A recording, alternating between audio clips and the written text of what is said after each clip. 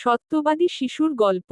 একদিন এক মা তার ছোট ছেলেকে এক ধনী ব্যবসায়ীর বাড়িতে নিয়ে গেলেন। ছেলেটি ছিল খুবই ছোট, কিন্তু অত্যন্ত বুদ্ধিমান ও সত্যবাদী। মা তাকে বাইরে দাঁড় করিয়ে ব্যবসায়ীর কাছে গিয়ে কিছু সাহায্য চাইলেন। ব্যবসায়ী তার ঘরে বসে কাজ করছিলেন। হঠাৎ একজন কর্মচারী এসে বলল, হুজুর, একজন মহিলা সাহায্য চাইতে এসেছেন। ব্যবসায়ী সেই মহিলাকে ডেকে পাঠালেন এবং জিজ্ঞেস করলেন, তুমি কি চাও? মহিলা বললেন, আমার সন্তান খুব ক্ষুধার্ত, আমাদের ঘরে খাবার নেই। কিছু সাহায্য করলে আমরা খুব উপকৃত হব। ব্যবসায়ী কিছুটা বিরক্ত হয়ে বললেন, তুমি কি সত্যি বলছো? তোমার সত্যবাদিতা আমি কিভাবে নিশ্চিত হব? মহিলা তখন বাইরে দাঁড়িয়ে থাকা তার ছেলেকে ডাকলেন এবং বললেন, বাবা, তুমি ব্যবসায়ী চাচার সামনে সত্য বলবে।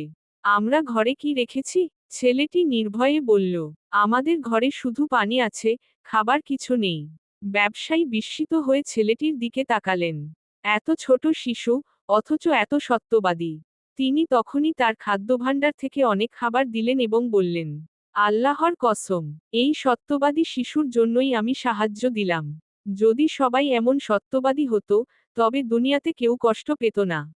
এই গল্প থেকে আমরা শিখতে পারি যে, সত্য বলা সবসময় কল্যাণ বয়ে আনে, আর আল্লাহ সত্যবাদীদের ভালোবাসেন।